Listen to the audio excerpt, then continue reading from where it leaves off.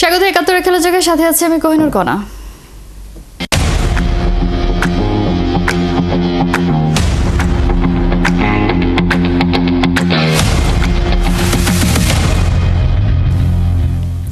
আরও একবার ফিরল সেই লাস্ট ওভার ড্রামা। সমর্থকদের মনে কোডাক রিয়াদ মুশফিকের সেই দুঃসহ স্মৃতি ফিরবে না তো আবার?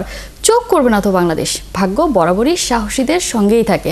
সাইফ লিটনের অমন কাউন্টার অ্যাটাক ডিপ মিড উইকেটের উপর দিয়ে তাওহিদ হৃদয়ের ৯৭ মিটার ওভার বাউন্ডারি, একেই তো বলে ফিয়ারলেস ক্রিকেট। শ্রীলঙ্কানদের অবশ্য আসল ছ্যাঁকাটা দিয়েছে সাইফ হাসান। অবলীলায় মায়ের দেশকে হারিয়ে দিলেন এই ওপেনার। একদিনের বন্ধুত্ব শেষ, সিংহদের সাথে যেন বিট্রে করলো টিম টাইগার্স। লঙ্কানদের হারিয়ে আন্ডারডগ হয়ে এশিয়া কাপ শুরু করা দলটাই ফাইনালের পথে সবার আগে দিয়ে রাখলো এক পা। তবে এই ম্যাচ জিতলেও আছে কিছু যদি কিন্তু। শুরুতেই রান আউটের সুযোগ পেয়েও কাজে লাগাতে পারেনি বাংলাদেশ। ক্যাচ ধরার চেষ্টাই করলেন না মুস্তাফিজ। শেষ বেলায় ক্যাচ ফেলে দেওয়ার মহড়া চলেছে। পরের দুটো ম্যাচ কিন্তু ভারত আর পাকিস্তানের বিপক্ষে। দর্শক, এই ম্যাচ নিয়ে আমরা আলোচনা করতে চাই। আমাদের সাথে স্টুডিওতে এই মুহূর্তে আছেন ক্রীড়া বিশ্লেষক দেব চৌধুরী। দেব চৌধুরী, শুভ সকাল, স্বাগত ৭১ খেলা যোগে। আপনার সাথে আমার লাস্ট ম্যাচে কথা হয়েছিল, ওই ম্যাচটা বাংলাদেশ জিতেছিল, তারপরে আমরা অনেক নেগেটিভ কিছু বা কি করা যেতে পারে সেসব নিয়ে কথা বলেছিলাম। আজকে একটু ভালো কথাই বলি যে বাংলাদেশ আসলে লাস্ট ম্যাচটা শ্রীলঙ্কার বিপক্ষে কেমন খেললো। ধন্যবাদ কনা, good morning to all the viewers. First, আপনি যেটা বলছিলেন যে ভালো কথা বলি, তো ভালো কথা বলার মতো আসলে অনেকগুলো জায়গা আছে। আপনি নিজেই বলছিলেন সাইফের ব্যাটিংয়ের কথা, এর পাশাপাশি আপনি তাওহিদ হৃদয়ের যে রানে ফেরার যে ব্যাপারটা, কারণ মিডল অর্ডারে ৪ নম্বর ওই পজিশনটা দুর্দান্ত রকম গুরুত্বপূর্ণ। সেখানে একজন প্লেয়ার কন্টিনিউয়াস অফ ফর্মে থাকার পর এরকম একটা ক্রুশাল ম্যাচে অত চমৎকার একটা পারফরমেন্স করবে, এটা ডেফিনেটলি একটা ব্লেসিং। এবং বাংলাদেশ সত্যিকার অর্থেই ফাইনালের দিকে একটা স্টেপ দিয়ে ফেলেছে। এবং একই সঙ্গে বোলিং পয়েন্ট অফ ভিউ থেকে লাস্ট ম্যাচে শ্রীলঙ্কার আপনি যদি ব্যাটিং অর্ডার খেয়াল করেন, যে প্রথম ২ জনের পরে টানা ৩ জন বা ৪ জন লেফট হ্যান্ডার, সেখানে শেখ মাহিদির ইনক্লুশন এবং শেখ মাহিদি আপনার কত ৪ ওভারে ২৫ রান দিয়ে যে ২টো উইকেট নিয়ে, ২টো উইকেট খুব গুরুত্বপূর্ণ ছিল লাস্ট ম্যাচে। আপনার তুষারা ৫০ করেছিলেন এবং মেন্ডিস বরাবরই বাংলাদেশের সঙ্গে খুব ভালো পারফর্ম করে। বাংলাদেশের সাথে তার স্ট্রাইক রেট বোধ হয় অ্যারাউন্ড 150। তো এই যে মিডল ওভারে এই ২টো উইকেট নেয়, এটা আমার মনে হয় যে বাংলাদেশকে দারুণ একটা মাইলেজ দিয়েছে। আর মুস্তাফিজের ডেথ ওভারের বলি, মুস্তাফিজ গড়ে প্রায় আপনার ৪৭-৪৮% বল ইদার স্লোয়ার করেছেন অথবা কাটার করেছেন। এবং এই যে পেনাল্টিমেট ওভারে আপনার ৪ রান ৫ রান দেওয়া কিংবা ৪ ওভারে ২০ রান দেওয়া, শুধুমাত্র মুস্তাফিজের কারণে বাংলাদেশ হয়তো ১৮০ চেস করেনি, এটা আমার মনে হয়। আপনি এই সংখ্যাটাকে ১৮৫ বলতে পারেন, ১৭৮ বলতে পারেন, কিন্তু মুস্তাফিজ অন্তত ১২টা রান কম দিয়েছেন, এটা আমার মনে হয়, যেটা বাংলাদেশকে ম্যাচ চেস করার ক্ষেত্রে দারুণ রকমের একটা সুযোগ তৈরি করে দিয়েছে। বাট যে কোনো কিছুর আগে আপনার সাইফের দিকে ফিরতে হবে। সাইফের দিকে ফিরতে হবে এই কারণে যে আপনি লাস্ট ম্যাচটার ২৮ বলে ৩০ করা সাইফ এবং এই ম্যাচে আপনার ৬১ করা সাইফ, দুজনের মধ্যে যে প্রধান পার্থক্যটা দেখবেন সেটা হচ্ছে এক্সিকিউশন, মাইন্ড সেট আপ এবং সর্বোপরি আপনার কথা অনুযায়ী যে ফিয়ারলেস ক্রিকেট, ভয় না পাওয়া। যখন তানজিদ তামিম আউট হলেন, that was an ugly out. Tanzid তামিমের মাথার ভেতরে যে কোনোভাবেই হোক নোয়ান তুষারা ঢুকে গেছে এবং ফার্স্ট ম্যাচ তিনি ডাউন দ্য উইকেটে সে মানে যেভাবে বোল্ড হয়েছেন, এই ম্যাচটা কার্বন কপি না হলেও 80% কপি।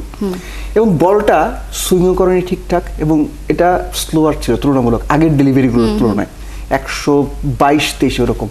সো এটা খুবই আগলি আউট।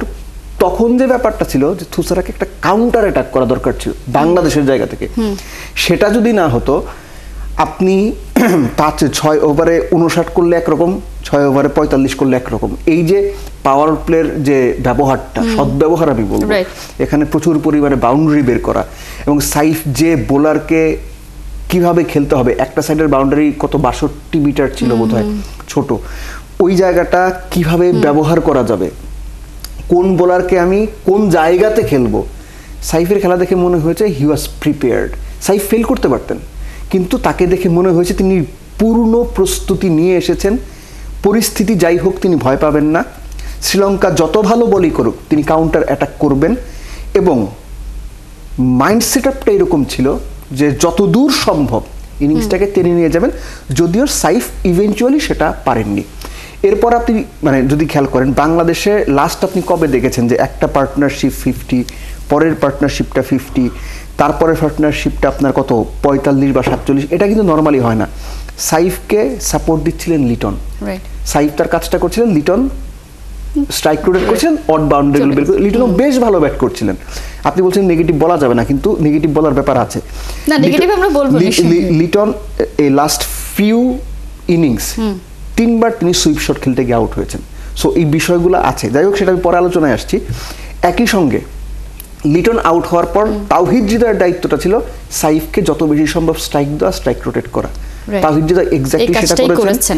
এবং যখন সাইফ আউট হয়ে গেলেন এবং তাওহিদ হৃদয়ের ওই ভূমিকাটা আমি বলবো দুর্দান্ত, ম্যাচ উইনিং নক ওই জায়গাটুকু। কেননা যখন 9-এর ওপরে আপনার রান নিতে হবে তখন আপনি হাসারাঙ্গাকে কিভাবে হ্যান্ডেল করছেন, সানাকাকে কিভাবে হ্যান্ডেল করছেন, এই ব্যাপারগুলো খুব গুরুত্বপূর্ণ হয়েছিল। আর তাওহিদ হৃদয় আমি জানি না তিনি শ্রীলঙ্কার এগেনস্টে যেভাবে অফসাইডের শটগুলো খেললেন, আপনার এক্সট্রা কাভার, মানে বিশ্লেষকরা বলেন যে আপনার এক্সট্রা কাভার উপর দিয়ে ইনসাইড আউট শট খেলা ক্রিকেটের সবচেয়ে সুন্দর শটগুলোর একটা, সবচেয়ে ডিফিকাল্ট শটগুলোর একটা।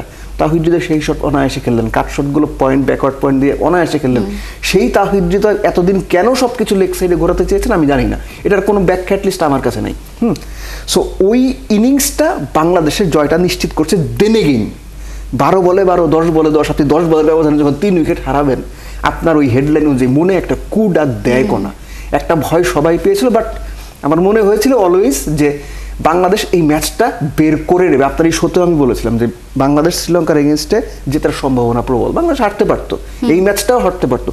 10 বলে যখন আপনার 10 রান দরকার, যখন শেখ মাহিদি আউট হয়ে গেলেন, কি হতো, নাসুম যদি এবার বোল্ড হয়ে যেত, শামীম তো স্ট্রাইকে যেতে পারতো। সো একটা টুইস্ট ছিল, কিন্তু সবকিছু মিলে ওই লাস্ট ওভারের ড্রামাটুকু বাদ দিলে এই ম্যাচে প্রতিটা জায়গায় বাংলাদেশ আপার হ্যান্ডে ছিল, এক্সেপ্টস কিছু ক্যাচ মিস এবং কিছু আপনার ছোটখাটো লুপ হোলস। একেবারে।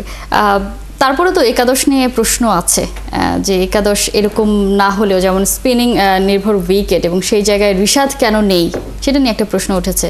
এবং পরের ম্যাচে যেটা আসলে আমরা বলছিলাম ভারত পাকিস্তান বড় দল, সেই জায়গায় কিন্তু আমরা শ্রীলঙ্কার বিপক্ষে অনেকগুলো ক্যাচ ফেলে দিয়ে আমরা হয়তো কামব্যাক করার সুযোগ করতে পেরেছি।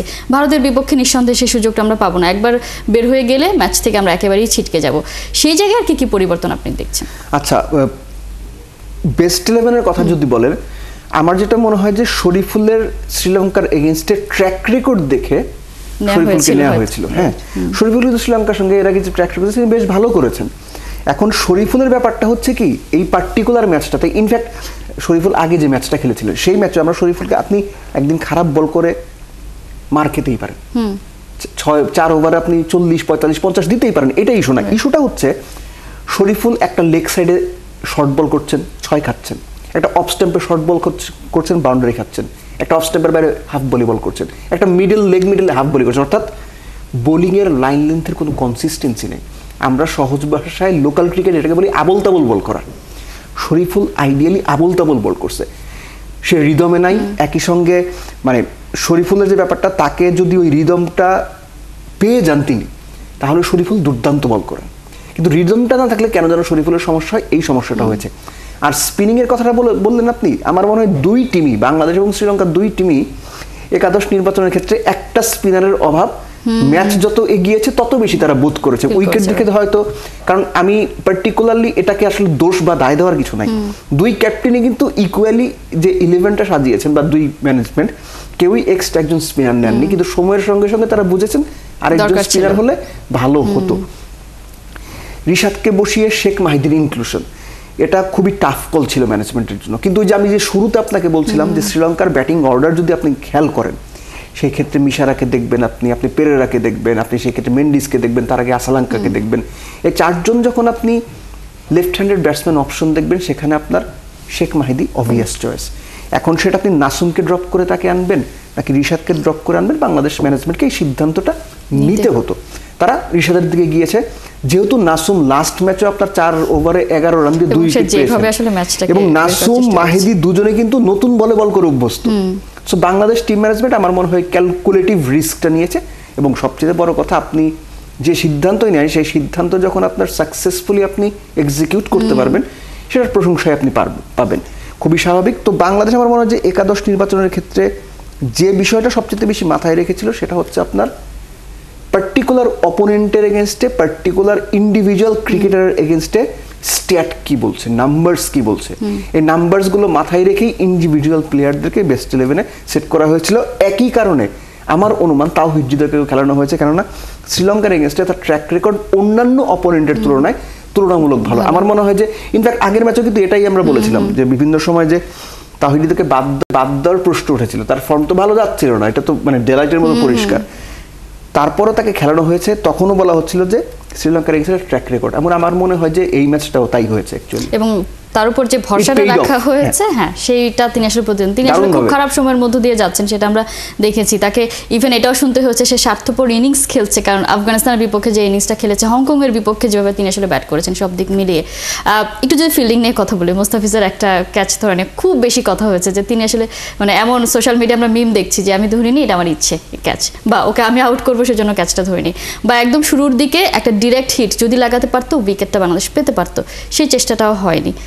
এই ব্যাপারগুলো আসলে কেন হয় না? এগুলো আসলে আমরা বাংলাদেশের মধ্যে এটা কিন্তু প্রায়ই দেখতে পাই, মানে এগুলো যখন হবে তখন কি বাংলাদেশ বড় দল হবে এরকম একটা ব্যাপার হচ্ছে কি যে আমরা যখন জিতে যাই তখন জেতার পেছনে যে সাফল্যগুলো বা যে ভালো ব্যাপারগুলো থাকে বেশিরভাগ মানুষ সেটা শুনতে আগ্রহী, ইনক্লুডিং ক্রিকেটার্স, ক্রিকেট বোর্ড, দর্শক তো অবশ্যই। তখন যদি আপনি বলেন যে ভাই এটা ভুল হয়েছে, আপনার দিকে দর্শক তেড়ে আসবে, হ্যাঁ জেতার পরে সমালোচনা করে। যখন আপনি হারবেন তখন এই ব্যাপারগুলো বলবে এই তো ঠিক বলছে, ঠিক বলছে। তো রিয়ালিটি হচ্ছে আপনি শুধু মুস্তাফিজের কথা কেন বলবেন? না না, হৃদয় ক্যাচ মিস করেছে, শামীম হোসেন পাটোয়ারি, আতার ভাই আপনার প্রেস বক্স থেকে বলে brilliant effort, that was actually regulation catch এই লেভেলের ক্রিকেটে। ওনার কাছে কি কারণে ব্রিলিয়ান্ট এফোর্ট মনে হয়েছে আমি জানি না। গ্রামাঞ্চলে ছোটবেলায় যখন ক্রিকেট খেলা দেখতাম তখন মনে হইতো যে প্লেয়াররা একটু এদিক ওদিক হয়ে ইজি ক্যাচ যদি ডাইভ দিয়ে ধরতো সবাই দর্শক আরে তালি দিত, ওটা হচ্ছে গ্যালারি মারা বলতো, যে গ্যালারি দর্শককে সন্তুষ্ট করা। শামীম মোটামুটি একটা ইজি ক্যাচ ড্রপ করছে এই লেভেলের ক্রিকেটে, তারপর সে ওটা সেকেন্ড চান্সে ধরতে গিয়ে বডি ফিল পড়ে গেছে, মনে হয়েছে খুব ভালো ক্যাচ। আর বাংলাদেশ ডিরেক্ট শো করতে পারে না, মানে এটা কেন পারে না আমি জানি না। আমরা তো প্র্যাকটিসের সময় আমরা দেখি, প্র্যাকটিসের ফুটেজে দেখি যে চেষ্টা চালাচ্ছে, তাহলে কেন পারছে না? দেখেন চেষ্টা তো বিভিন্ন রকম ভাবেই করা হয়, সাকসেসফুলি হলে ডিরেক্ট বাংলাদেশ আসলে পারে না। আপনি বাংলাদেশ ক্রিকেট হিস্ট্রিতে দেখবেন না অনেক বেশি ডিরেক্ট। এটাকে আমরা সাইফ হাসানের একটা ডিরেক্ট হিটে দেখেছিলাম যে একটা দুর্দান্ত, এবং সেটাকে আমরা বলেছি যে ম্যাচ যেটাকে আসলে ম্যাচ জেতায় সেরকম। ইনফ্যাক্ট সোহানের রান আউটটা তো জাস্ট আগের ম্যাচে ওরকম। সো আমি যেটা বলছি যে এই যে ক্যাচ মিসগুলো, এই ক্যাচ মিসগুলো আপনাকে ভোগাবে। মুস্তাফিজ যখন ক্যাচটা ট্রাই পর্যন্ত করলেন না, সালাউদ্দিন স্যার পেছনে বসেছিলেন, হ্যাঁ উনি যেভাবে আসলে তার এক্সপ্রেশন, তার মুখের হাসি বলছিল। এবং বাংলাদেশ যদি হেরে যেত এই ম্যাচটা, আল্লাহ না করুক বাংলাদেশ যদি এই ম্যাচ হেরে যেত, এই বিষয়গুলো সবচেয়ে বেশি সামনে আসতো। Liton Das last few innings তিনি সুইপ খেলতে গিয়েই আউট হয়েছেন, মিসকিউড হয়েছে, আকাশে উঠেছে, ক্যাচ ধরেছে। এখন যদি আপনি এটা বলতে চান বাংলাদেশের দর্শক এগুলো নিতে পারবে না। বাংলাদেশের দর্শকরা ম্যাক্সিমাম ক্ষেত্রে, সবাই অবশ্যই না, বেশিরভাগ এগুলো নেওয়ার মতো মানসিকতা তৈরি হয় না, এখনো প্রস্তুত না। সো এই বিষয়গুলো ভালো না। এই বিষয়গুলো শ্রীলঙ্কার কালকে তুলনামূলক বাজে দিন ছিল, তুলনামূলক। শ্রীলঙ্কার 2 পেসার ইকুয়ালি ফেল করেছেন, যেটা নর্মালি শ্রীলঙ্কার ক্ষেত্রে হয় না। তাদের থার্ড পেসার সানাগা, তিনি বরং খেলা ঘুরিয়ে দিয়েছিলেন। এখন একজন পেসার যদি এর চেয়ে বেটার করতো, অন্যরকম কিছু হতেও পারতো। স্পিনারদের কথা বলেন, হাসারাঙ্গা যে পরিমাণ সাকসেসফুল, হাসারাঙ্গাকে খেলার ক্ষেত্রে বাংলাদেশ মুন্সিয়ানার পরিচয় দিয়েছে, বা তাকে উইকেট দেবে না বা তাকে চার্জ করবে এরকম চিন্তা ভাবনা ছিল, যেটা আমাদের মুস্তাফিজকে খেলার ক্ষেত্রে শ্রীলঙ্কার ছিল। সো বাংলাদেশ জিতে গেছে। আমি বলবো যে এই ম্যাচটাতে বাংলাদেশ 80 to 85% সব কিছু কারেক্ট করেছে, কিন্তু বাকি যে জায়গাগুলো কারেক্ট হয়নি, এই যে catch miss, direct run out করতে না পারা, ক্যাচের চেষ্টা না করা, লিটনের সুইপ খেলে আউট হওয়া, একই সঙ্গে জাকের আলী আপনি 10 বলে 10 রান দরকার, আপনি 12 বলে 12 রান দরকার, 10 বলের ব্যবধান আপনি কেন 3 উইকেট হারাবেন? তানজিদ তামিম তার মাথার ভিতরে থুসরা ঢুকে গেছে একটা নন সুইংিং বল, 122 কিলোমিটারের বল, আপনি ডাউন উইকেট এসে বোল্ড হয়ে যাবেন। These are not good things. এর কোনোটাই ভালো কোনো কিছু না। শেখ মাহিদি আপনি তো বোলিং অলরাউন্ডার, মোটামুটি ব্যাটিংটা করতে জানেন, আপনি কেন ওইভাবে ওই সময় আউট হবেন? সো এই বিষয়গুলো আছে, এই বিষয়গুলো জিতেছে বাংলাদেশ, এই কারণে এই আলোচনাগুলো কম হবে কিংবা হবে না, বা কেউ ধরেন আপনি যখন এই আলোচনাগুলো রিলস হিসেবে বা সোশ্যাল মিডিয়া দেবে তখন হয়তো দর্শক গালিগালাজ করবে, কিন্তু রিয়েলিটি হচ্ছে এই জিনিসগুলো, আপনার প্রশ্ন থেকে এই জিনিসগুলো যখন আপনি পারফেক্ট না করবেন, আপনি জীবনে বড় দল হবেন না।